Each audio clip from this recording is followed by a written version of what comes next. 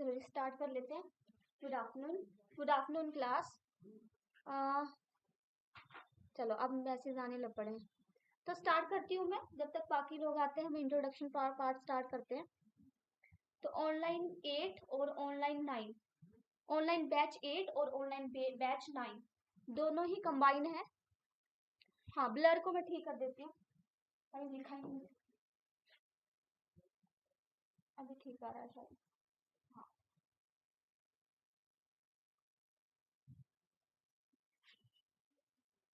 Okay जी, तो start करते हैं। मेरा नाम अल्पना है और मैं आपको रिसर्च मैनेजमेंट पढ़ाऊंगी। ठीक है, तो ऑनलाइन 8 वालों को तो पता होगा क्योंकि उनका तो लास्ट यही बचता था सब्जेक्ट। और ऑनलाइन 9 वालों के लिए चलो स्टार्ट करते हैं फिर। तो हम पढ़ेंगे रिसर्च। तो रिसर्च के बारे में कुछ बातें आपको बता देती हूँ मैं।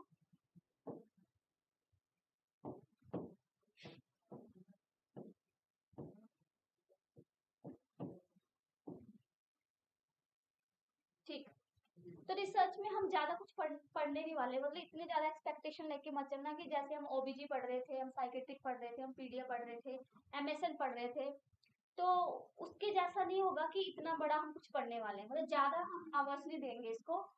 ऐसा नहीं है कि पेपर में आता नहीं है, लेकिन ज्यादातर एमएससी के एग्जाम अगर आप देखोगे तो ज्यादा एमएससी के एग्जाम है, स्टेट लेवल के कुछ एग्जाम है जिसमें हमें देखने को मिलती है रिसर्च। अदरवाइज नोट सेट हो गया, इसमें ज्यादा कुछ नहीं मिलते। लेकिन ऐसा नहीं है कि ज्यादा नहीं मिलते तो आ नहीं सकते ज्यादा ना, पेपर में तो कुछ भी आ सकता है। तो पॉसिबिलिटी है कि इस एग्जाम में नहीं आया तो अगले एग्जाम में आएगा। और जहां हम इतने सारे सब्जेक्ट पढ़ते हैं तो ऐसा कोई सब्जेक्ट हम छोड़ना नहीं चाहते कि इस सब्जेक्ट की वजह से हमारा सिलेक्शन ना हो, जहां हमने इतने सारे सब्जेक्ट पढ़ लिए। क्योंकि कई बार हम इतना पढ़ते हैं, हम एक साल से मेहनत कर रहे हैं, हमने ओबीजी रट ली है, पीडिया रट ली है, एमएसएन बहुत अच्छे से हमें आती है, और सोचो पेपर बनाने वाले ने ऐसा पेपर बना दिया, रिसर्च ही डाल दी सारी या मैनेजमेंट ही डाल दी, तो हमारा इतना पढ़ाई करने का कोई फायदा ही नहीं है, हमें आया ही नहीं। क्योंकि पेपर जो बना रहा है उसका माइंडसेट ऐसा है, वो कुछ भी डाल सकता है, कुछ भी कोई भी सब्जेक्ट डाल सकता है। तो हमें ऐसे चलना है कि कोई भी सब्जेक्ट आ जाए हमें आता हो, हमें ऐसा नहीं लगे कि हमने पढ़ा नहीं है। अच्छा, 2-3 क्वेश्चन आए थे इस बार। ओके ओके जी, तो हम स्टार्ट करेंगे। और ऐसे मत सोचना कि मतलब रिसर्च ऐसे ही हम बेकार से पढ़ लेंगे, थोड़े आवर्स दे रहे हैं तो नहीं, हम बहुत अच्छे से पढ़ेंगे। और मैं पिछले 4 साल से अकोल में रिसर्च मैनेजमेंट ही पढ़ा रही हूँ, तो ऐसा नहीं है कि हमें पता नहीं है क्या आ रहा है क्या नहीं आ रहा है ना। 4 साल से मैं ही यहाँ पे रिसर्च पढ़ा रही हूँ, तो मुझे पता है पेपर में क्या आता है और क्या नहीं आता। और ऐसा नहीं है कि बहुत पहले सिलेक्शन लिया है तो मुझे पता नहीं है अभी क्या आ रहा है। तो अभी भी मैं एग्जाम देती हूँ तो मुझे पता है पहले क्या आता था पेपर में और अभी क्या आ रहा है। तो आपके नोट्स जो है एकदम क्या बोल सकते हैं, प्यूर नोट्स है, जिसमें पता है कि इंपॉर्टेंट चीजें हैं, बेकार चीजें कुछ नहीं है। और हमारा सबसे इम्पोर्टेंट बात, जिसमें रिसर्च कभी भी नहीं पढ़ी, मतलब ज्यादातर नर्सिंग में स्टूडेंट ऐसे होते हैं कि रिसर्च को छोड़ देते हैं, निगलेक्ट कर देते हैं कि चलो ये सब्जेक्ट छोड़ दो, एक दो आएंगे भी तो छोड़ देंगे। तो वो भी एक बार ट्राई करना है, एटलीस्ट हम बेसिक से समझेंगे रिसर्च होती क्या है। ठीक है, तो हम बेसिक पढ़ेंगे, रिसर्च का बेसिक क्या है, ताकि इन फ्यूचर अगर आप एमएससी वगैरह करते हो तो आपको बहुत हेल्प मिलेगी। उस तरीके से पढ़ेंगे, बेस भी क्लियर हो जाए और हमारे इंपॉर्टेंट क्वेश्चन भी निकल जाए। और पेपर में अगर रिसर्च आती है तो हमें ऐसा नहीं लगे ये क्वेश्चन कहाँ से आए। ठीक, तो हम इतना तो पढ़ लेंगे। चलो अब हम स्टार्ट करते हैं, इंट्रोडक्शन पार्ट खत्म, रिसर्च स्टार्ट करें। रिसर्च होता क्या है, तो रिसर्च समझने के लिए हम पहले क्या करते हैं, इस वर्ड को स्प्लिट कर देते हैं। स्प्लिट करना मतलब तोड़ना, तो हम रिसर्च वर्ड को ही तोड़ देते हैं, जैसे री प्लस सर्च, हम इस वर्ड को ही तोड़ देते हैं। अच्छा जी, सबसे पहले सर्च वर्ड का मीनिंग क्या होता है। सर्च का मतलब क्या होता है, हम गूगल पे सर्च करते हैं ना, ढूंढना है ना। गूगल पे भी हम सर्च करते हैं, दैट मीन्स किसी चीज को ढूंढना। तो ढूंढना क्या है, तो मतलब कोई भी नॉलेज, कोई फैक्ट हम चीज ढूंढते हैं। सर्च का मतलब क्या है, टू फाइंड आउट, कुछ भी फाइंड आउट कर सकते हैं। गूगल पे हम सर्च करते हैं टू फाइंड आउट। री का मतलब क्या है, फिर से। री का मतलब क्या है, फिर से। तो मैं यहाँ लिख देती हूँ अगेन, अगेन। अच्छा, इससे क्या मतलब निकलता है, अगेन सर्च करना, अगेन फाइंड आउट करना। दैट मीन्स अगर हमने कोई नई चीज फाइंड आउट करी है, ठीक है, मान लो फर्स्ट टाइम कोविड की वैक्सीन बनी, कोविड के बारे में पता किया, क्या वो रिसर्च थी? नहीं। फर्स्ट टाइम दुनिया में कोई चीज पता लगती है, फर्स्ट टाइम कोई चीज आती है, वो कभी भी रिसर्च नहीं होती, क्योंकि रिसर्च की डेफिनेशन अगेन होता है। मतलब वो चीजें जो इस दुनिया में पहले से है, हम उनके बारे में दोबारा से पढ़ रहे हैं। जो चीजें हैं, जो चीजें पहली बार डिस्कवर करेंगे तो डिस्कवरी होगी, इन्वेंशन होगी, कहीं नहीं, वो कभी भी रिसर्च नहीं होती। तो नई चीजों पे कभी रिसर्च नहीं होती। रिसर्च हमेशा उन चीजों पे होती है, या फिर हम उन चीजों को फाइंड आउट करते हैं जो पहले से हमारी दुनिया में प्रेजेंट है। अच्छा, अगली बात ये आती है कि हम पहले से चीजें हम क्यों ढूंढ रहे हैं, है ना। पहले हमें पता है डेंगू के साइन सिम्टम क्या है, हमें पहले ही पता है डेंगू का मैनेजमेंट क्या है, फिर क्यों पढ़ रहे हैं? क्या रीजन है? ताकि नया नॉलेज ढूंढ सके उस पुराने नॉलेज से भी, या पुराने नॉलेज को रिफाइन कर सके, सुधार सके। इसलिए हम क्या करते हैं? रिसर्च करते हैं। यही हमारे रिसर्च का अल्टीमेट गोल है। हमारे रिसर्च करने का अल्टीमेट गोल क्या है? ताकि हम नई चीजें ढूंढ सके और पुरानी चीजों को सुधार सके। रिसर्च करने का ये रीजन। एक बार फिर लास्टली में एक बार फिर से रिवाइज कराती हूँ आपको। रिसर्च का मतलब वो चीजें जो दुनिया में पहले से ही हैं उनको रिफाइन करना या नई चीजों को ढूंढना, उसको हम रिसर्च बोलते हैं। यही रिसर्च का अल्टीमेट गोल है। अच्छा, तो ये रिसर्च का अगर अल्टीमेट गोल है, then what is the ultimate goal of nursing research? Nursing research का अल्टीमेट गोल क्या होगा? आपको क्या लगता है? नर्सिंग में रिसर्च क्यों करते होंगे? सोचो थोड़ा, ऑनलाइन वाले भी रिप्लाई करो, क्यों करते होंगे? नर्सिंग में हम रिसर्च क्यों करते होंगे? ताकि हम नए चेंजेस ला सके। ठीक है, वेरी गुड। किसी ने आंसर किया है गुड क्वालिटी के लिए, वेरी गुड।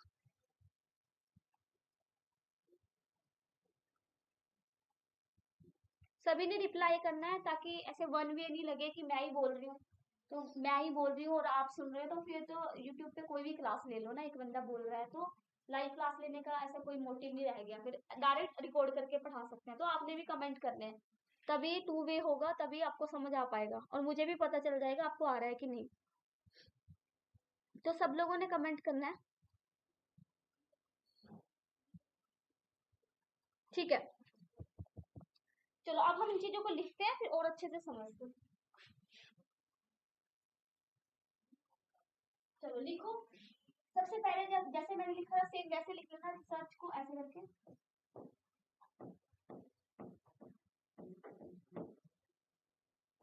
री मीन्स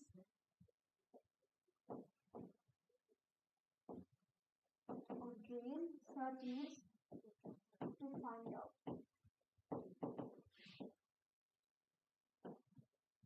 ओके, डेफिनेशन लिखते हैं सबसे पहले रिसर्च की। लिखना स्टार्ट करो। रिसर्च इज an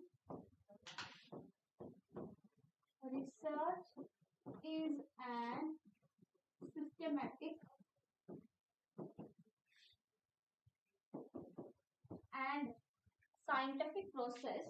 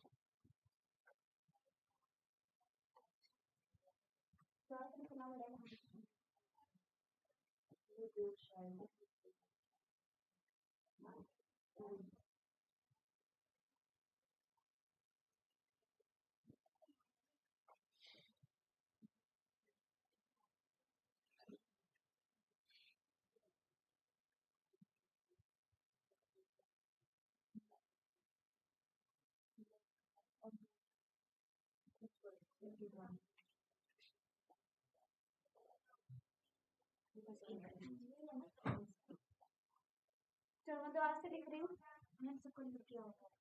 हो गया होगा। क्या लिखा था? To find, it is a systematic and scientific process, इतना लिखा था ना। It is a systematic and scientific process to find new knowledge, to find new knowledge, to find new knowledge and refine existing one. To find new knowledge and refine existing one, ये first definition है. Next लिखो definition of nursing research. Next लिखो nursing research. Nursing research.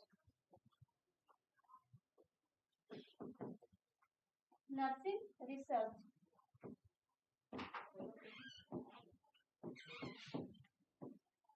Same because it is a scientific and systematic process. It is an scientific and systematic process. It is a scientific and systematic process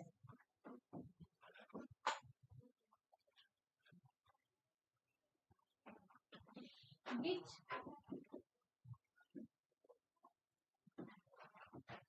maintain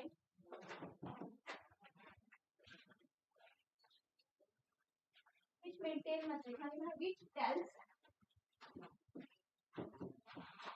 how to maintain professionalism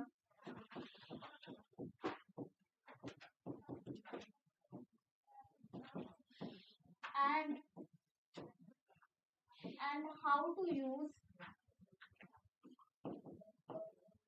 resources effectively. And how to use resources effectively. Next लिखना goals.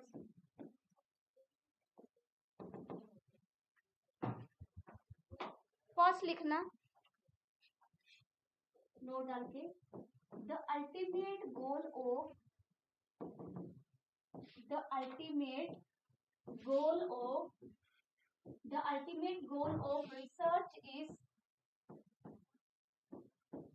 research is to update new knowledge.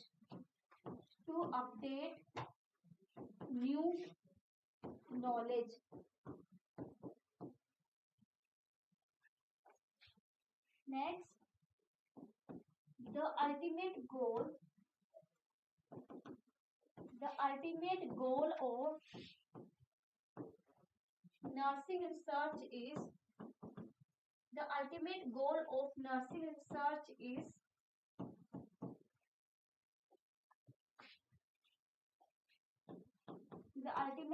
of nursing research is how to give good quality care and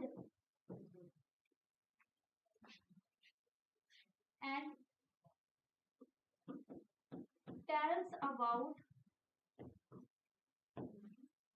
evidence based practice.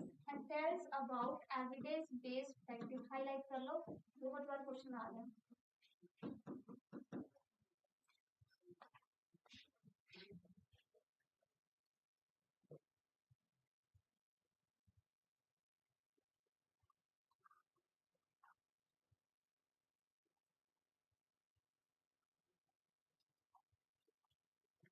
लिख लिया क्या सबने? बताओ जल्दी से online वाले.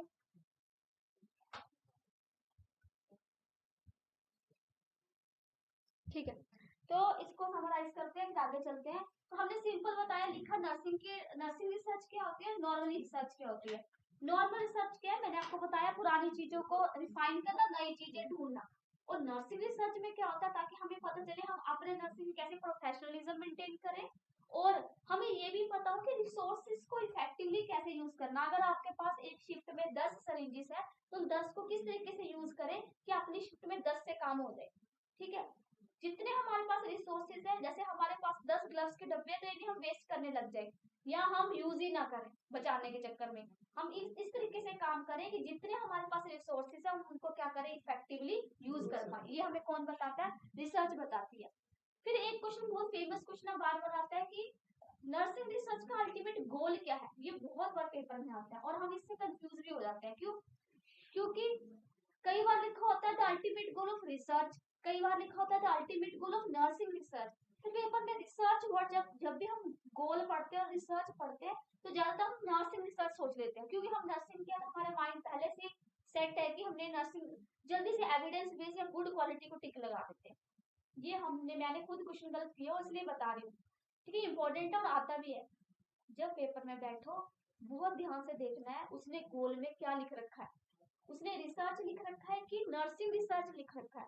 जब उसने सिंपल रिसर्च वर्ड यूज किए, क्योंकि रिसर्च तो ऐसा नहीं है कि सिर्फ नर्सिंग वाले करते हैं, डॉक्टर्स करते हैं, एमए वाले करते हैं, साइकोलॉजी वाले करते हैं, कॉमर्स वाले करते हैं, सारे करते हैं ना। जब सिंपल वर्ड में पूछता है तो आपने क्या आंसर देना है, न्यू नॉलेज को अपडेट कर रहे हैं या पुरानी नॉलेज को अपडेट कर रहे हैं। लेकिन जब नर्सिंग रिसर्च बोलता है, अब नर्सिंग रिसर्च में हम नर्सिंग जब रिसर्च करते हैं तो बोला गुड क्वालिटी ऑफ केयर या एविडेंस बेस्ड प्रैक्टिस। पहले के जमाने में जो पहले नर्सेज होती होंगी, जो ट्रेनिंग वेनिंग नहीं होती होंगी, या कई बार आपने नोटिस किया पहले की नर्सेज थी कई बार थोड़ा सा खुद ट्रेनिंग करा के खुद ही हॉस्पिटल में रख लेते थे। डिग्री डिप्लोमा वाले नहीं होते थे, बहुत कम नर्सेज होती थी ऐसे डिग्री डिप्लोमा वाली। तो उनको क्या पता गुड क्वालिटी केयर क्या होती है, उनको पता दवाई दे दी देर पकड़ा देती थी। गुड क्वालिटी केयर का मतलब ही नहीं पता है, कैथेटर केयर कैसे करना पता ही नहीं है, कोई बुक्स में पढ़ी ही नहीं है तो कैसे पता कैथेटर के केयर कैसे करनी है, आई केयर कैसे करनी है। तो एविडेंस बेस्ड प्रैक्टिस क्या होती है, ये हमें रिसर्च ने सिखाया। रिसर्च ने कैसे सिखाया, बोला अच्छा आप मुझे बताओ आई केयर जब करते हैं तो कैसे करते हैं, इनर टू आउटर या outer to inner? No, outer to inner करेंगे तो सारा इन्फेक्शन तो अंदर आ जाएगा, है ना, इनर टू आउटर। क्योंकि आउटर टू इनर करेंगे तो सारा गंद अंदर आ जाएगा और इन्फेक्शन हो जाएगा। सही बात है ना। अब ये जो रैशनल है जो हमने दिया, ये हमें कैसे पता चला, क्योंकि पहले रिसर्च करी जाती है ना। कुछ लोग लिए जाते हैं, कुछ लोगों पे इनर टू आउटर किया होगा, कुछ लोगों पे आउटर टू इनर किया होगा, फिर देखा होगा ऐसा करेंगे तो इन्फेक्शन हो जाएगा, है ना, ऐसा किसी ने सोचा होगा, फिर बुक्स में छाप दिया, है ना, एक प्रोसीजर की बुक बना दी नर्सिंग प्रोसीजर की, नहीं कि कैथेटर केयर करनी है तो ऐसे करनी है ना, आई केयर करनी है तो ऐसे करनी है, नेल केयर करनी है तो ऐसे करनी है, जो भी केयर है जितने भी उसने लिख दिया। क्यों? क्योंकि उसने रिसर्च करके देखा। अगर रिसर्च नहीं होती, अगर मान लो पुराना बंदा है ट्रेन मतलब जिसने डिग्री डिप्लोमा नहीं कर रखा, जिसने प्रोसीजर की बुक नहीं पढ़ रखी, उसको पूछेंगे कि बताओ इनर टू आउटर, बोलेगा चले जाओ कर दिया, आई किया तो बहुत बड़ी बात है, इनर टू आउटर आउटर तो हमें नहीं पता, ऐसे बोलेंगे ना, पढ़ी नहीं बुक्स तो कैसे पता है। लेकिन अभी अगर आपसे कोई पेशेंट पूछता है आपके पास आंसर है ना, और आप पेशेंट बोलेगा आपको कैसे पता, भाई बुक्स में पढ़ा, आपको दिखा सकते हो हमने यहाँ से पढ़ा, हमें पता है सही आंसर है। ये किसने सिखाया, रिसर्च ने सिखाया। तो रिसर्च नहीं होती तो हम ये आंसर नहीं दे पाते। तो बोलता है रिसर्च हमें बताता है कि क्वालिटी केयर कैसे देते हैं और एविडेंस बेस्ड प्रैक्टिस क्या होती है। एविडेंस मतलब प्रूफ के साथ बोलना, जब प्रूफ हमें किसने सिखाया, रिसर्च ने सिखाया। ठीक है, ये हमारे गोल होगी। तो यहाँ पे मेन इंट्रोडक्टरी पार्ट खत्म है, रिसर्च क्या है, डेफिनेशन क्या है।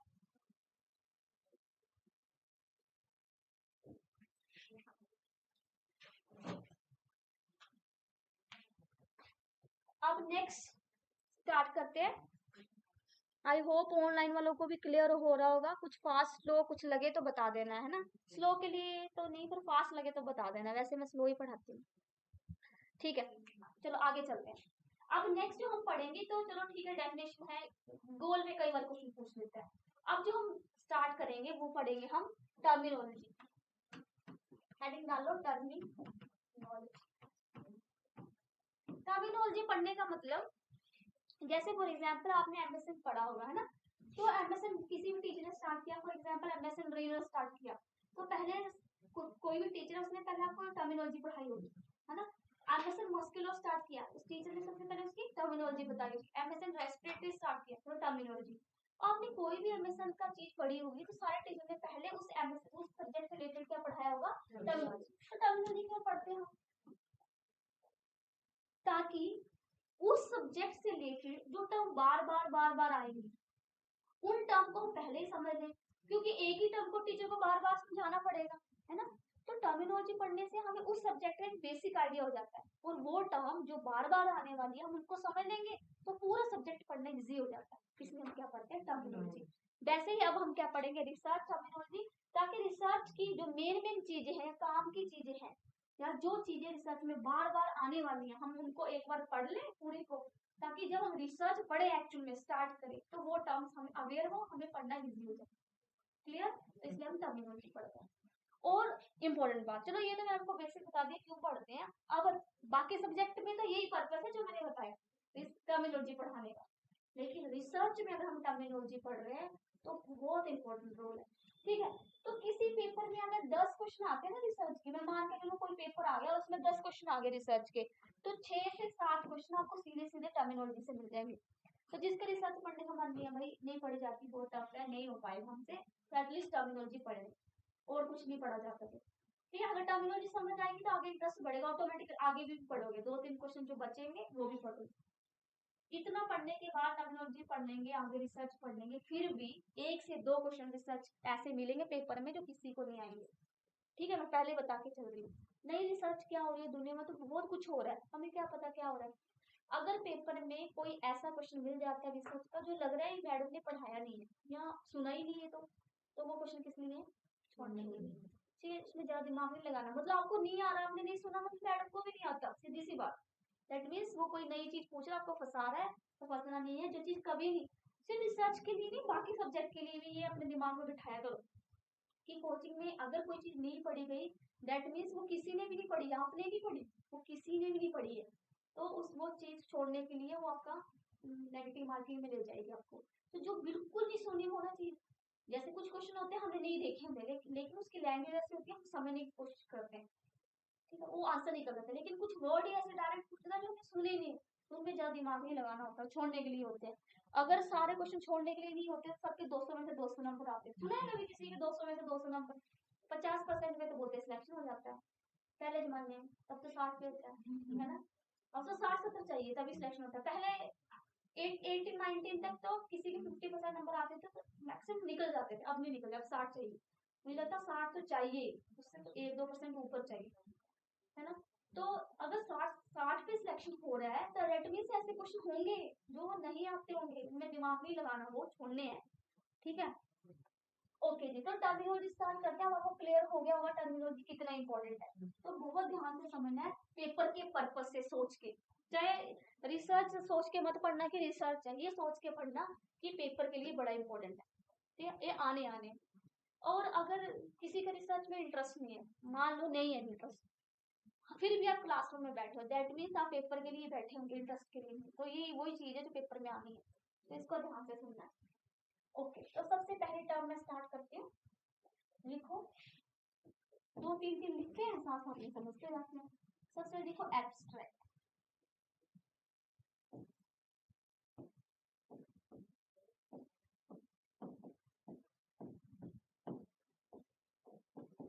एब्स्ट्रैक्ट में लिखो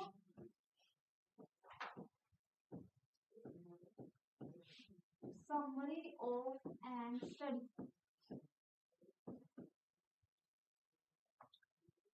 next लिखो sample, the person which participate in the study,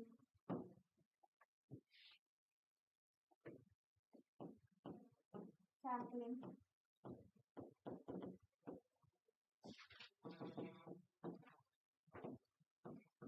the process of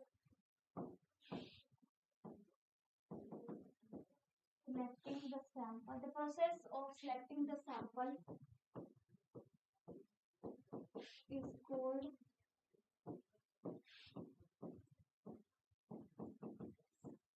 sampling.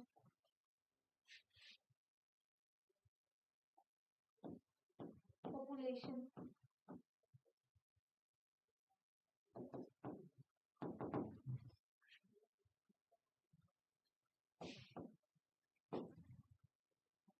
the entire set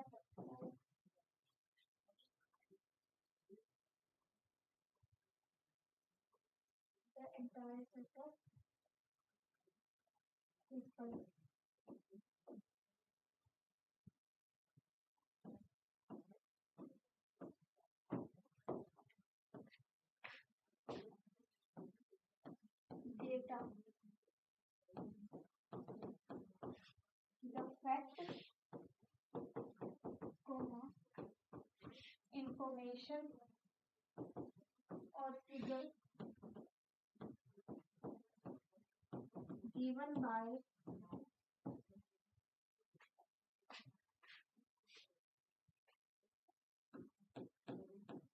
sample and helps in study.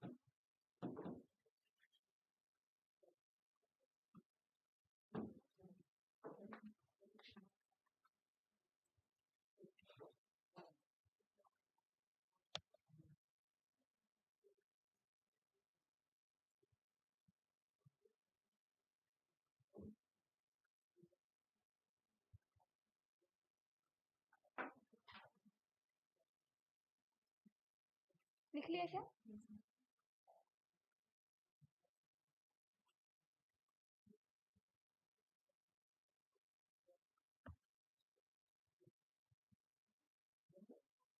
Okay जी, इनको समझते हैं। चलो इनको मैं आपको समझाती हूँ। बोर्ड पे जो लिखा हुआ आपको बाद में समझाती हूँ, पहले जनरली समझाती हूँ, फिर बोर्ड पे जो लिखा है उसको लिंक कर लेंगे, है ना? ठीक है। तो मान लो मुझे रिसर्च करनी है, मैं रिसर्चर हूँ, ठीक है, और मैंने रिसर्च करनी है, और मैं एज ए रिसर्चर मुझे रिसर्च करना है, और मैंने एक टॉपिक ले रखा है, ठीक है, और मेरा टॉपिक है कि online is better than offline coaching. मैं ये बताना चाहती हूँ कि ऑनलाइन जो स्टडी है वो किससे बेटर है? ऑफलाइन। ये मेरी एक टॉपिक मैंने ले रखा है, कि मुझे प्रूव करना है कि ये मेरा टॉपिक है। जो हमारा टॉपिक होता है ना, उसको रिसर्च प्रॉब्लम बोलते हैं। ऐसे नहीं सोचना प्रॉब्लम मतलब रिसर्च में आने वाली प्रॉब्लम, नहीं। रिसर्च प्रॉब्लम क्या होती है? वो टॉपिक होता है जिसपे हम क्या करने वाले होते हैं? रिसर्च। मतलब आप जिस टॉपिक में रिसर्च कर रहे हो वो क्या रिसर्च प्रॉब्लम, ये मेरी प्रॉब्लम है, ठीक है। अब मैं ऑनलाइन अप्रूव करना चाहती हूँ, तो मुझे कुछ स्टूडेंट चाहिए इसके लिए, तभी मैं प्रूव कर पाऊंगी। अगर मैं एक्सपेरिमेंटल स्टडी कर रही हूँ तो डेफिनेटली एक्सपेरिमेंटल करी चाहे नॉन एक्सपेरिमेंटल करी, मुझे चाहिए तो है सैंपल। अच्छा, अब ये मैंने स्टडी करनी है, तो इस दुनिया में जितने भी स्टूडेंट है, और स्पेशली अगर मैं नर्सिंग पे कर रही हूँ, तो नर्सिंग में जितने भी लोग हैं वो सारे मेरे लिए पॉपुलेशन है। The entire set of population, the entire set of people is called population. Population मतलब जितने भी नर्सिंग में लोग हैं वो सारे क्या है? पॉपुलेशन। समझ आ गया पॉपुलेशन क्या होता है? अच्छा, अब इतने सारे लोगों में से मुझे क्या चाहिए? कुछ लोग। अब मैं इतने सारे लोगों पे रिसर्च नहीं कर सकती ना, तो मान लो मेरे पास 1000 की और मैंने लोकेशन सेट कर रखी है। हाँ, और देखो मैंने मान के चलती हूँ कि मैंने सोच लिया कि मैंने अकाउंट पे करना है ना? तो अकाउंट, आप देखो पॉपुलेशन दो टाइप की होती है, एक होती है टारगेट पॉपुलेशन, एक होती है एक्सेसिबल पॉपुलेशन। टारगेट पॉपुलेशन पूरी नर्सिंग के लोग मेरे लिए क्या टारगेट है। एक्सेसिबल पॉपुलेशन जिनको मैं अप्रोच कर पाई, तो मैं अकाउंट के स्टूडेंट को क्या कर पाई? अप्रोच। तो ऐसे मान के चलती हूँ अकाउंट में जितने भी लोग हैं वो मेरे लिए क्या है? पॉपुलेशन। ठीक है, ओके, पॉपुलेशन समझ आ गया। अच्छा, अब ये इतने लोग हैं, इतने वाले सारे लोगों में से मैं चाहती हूँ कि सिर्फ मैंने 50 लोगों पे स्टडी करनी है। कितने लोगों पे? 50 लोग मुझे चाहिए। अब इतने सारे लोगों में से 50 लोग को सिलेक्ट करना, उस तरीके को सैम्पलिंग बोलते हैं। मैं किस तरीके से सिलेक्ट करती हूँ? अब बताओ मैं कैसे सिलेक्ट कर सकती हूँ? इतने लोगों से मैं 50 लोग कैसे लूंगी? दो तरीके हैं, एक बोलते हैं प्रोबेबिलिटी सैम्पलिंग, एक बोलते हैं non probability sampling. Probability sampling में हर एक को चांस दूं वो मेरा सैंपल बने। नॉन प्रोबेबिलिटी मेरी मर्जी है, मैं कोई भी 50 ले लूं। ये कौन सी? Non probability. कोई भी तरीका यूज करूं, मैं 50 लोग ले लूं, उस लेने के तरीके को क्या बोलते हैं? सैम्पलिंग। उस लेने के तरीके को सैम्पलिंग। पॉपुलेशन में से जो लोग मैंने सिलेक्ट करने हैं, किस तरीके से करने हैं, उस तरीके को सैम्पलिंग बोलते हैं। और जो 50 सिलेक्ट कर लिए वो क्या है? सैंपल। जो सिलेक्ट कर लिए वो क्या है? सैंपल। पूरे लोग मेरे लिए क्या थी? पॉपुलेशन। पूरे लोग मेरे लिए क्या थी? पॉपुलेशन। पूरे लोगों में से जो 50 लेने हैं, किस तरीके से मैं ले रही हूँ, वो तरीका क्या है, सैम्पलिंग। और जो ले लिए वो क्या है, सैंपल। अब मान लो 50 लोग ले लिए, ठीक है, अब उन 50 का क्या करना है, धूप बत्ती तो लगा नहीं उनका, क्या करना है, उनको पूजा तो नहीं करेंगे, क्या करेंगे, वो लोग से क्या निकलवाऊंगी, इंफॉर्मेशन। जो इंफॉर्मेशन वो सैंपल मुझे दे रहे हैं वो क्या है, डेटा। वो जो मैंने 50 लोग सिलेक्ट कर लिए आप में से, वो मुझे इंफॉर्मेशन देंगे, मुझे बताएंगे हाँ मैडम वो ऑनलाइन अच्छी है या नहीं अच्छी।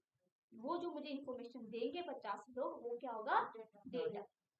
समझ आया, पॉपुलेशन, डेटा, सैम्पलिंग, सैंपल, 4 चीजें समझ आई।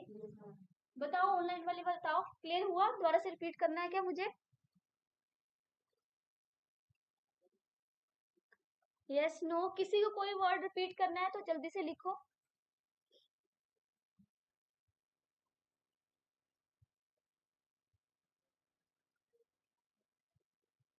ओके, बताओ गुंजन, कौन सा पॉइंट रिपीट करना है, जल्दी से पॉइंट लिखो। Sampling, okay, sampling. मैंने बोला चलो इसको सैम्पलिंग के चलते आगे, ये वाला डाउट था सैम्पलिंग का। मैंने बोला इतने सारे मेरे पास पॉपुलेशन है, देखो कितने सारे लोग हैं, मान के चलो लोग है, नहीं लग रहे लोग, चलो आप लग रहे हैं, ये लो आंखें भी लगा रहे, अब तो लग रहे होंगे, ये सारे मेरे पास पॉपुलेशन, इतनी सारी पॉपुलेशन है, बहुत सारी है, मान को और भी है, मुझे कितने चाहिए, सिर्फ 50। ठीक है, अब आप मान के चलो सारे आप ऑनलाइन वाले बैठे हो और मुझे आप में से 50 लोग लेने हैं, तो मैं क्या कर सकती हूँ, मेरे पास दो तरीके हैं। एक तो मैं सबको चांस देना, सबको चांस कैसे दे सकती हूँ, मैं आप सबके नाम लिखूंगी एक पर्ची पे, ठीक है, और यहाँ पे एक बॉल रख दूंगी, सबके नाम लिखे होंगे और डाल दूंगी बीच में, कोई 50 पर्चियां उठा लूंगी, है ना, 50 में जिस जिसके नाम आए वो मेरे क्या बन जाएगी, सैंपल। कोई नाराज तो नहीं होगा इससे कि मैडम हमें नहीं लिया, मैडम हमें नहीं लिया, नहीं होगा क्या नाराज, नहीं होंगे ना पक्का, क्योंकि सबके नाम लिखे हैं, अब नहीं आया तो मेरी कोई गलती नहीं है इसमें, ठीक है, बायस फ्री स्टडी, इसको बोलते हैं प्रोबेबिलिटी, मैंने सबको क्या दिया, मौका दिया। एक तो ये तरीका है, दूसरा तरीका क्या है, मेरी मर्जी, है ना, मैं अपने नोन टू है, चलो मेरे नोन टू मान्य नहीं है, मैं बोलूंगी आगे वाले 50 वाले आ जाओ या कोई भी आ जाओ, तो पर इससे क्या होगा कि बाकी लोग नाराज होंगे, मैडम हमें नहीं मिला, है ना, तो ये कौन सी सैम्पलिंग है, नोट कर लेती, तो मैं कौन सा तरीका यूज कर रही हूँ, उस तरीके को सैम्पलिंग बोलते हैं। क्लियर है गुंजन, यस।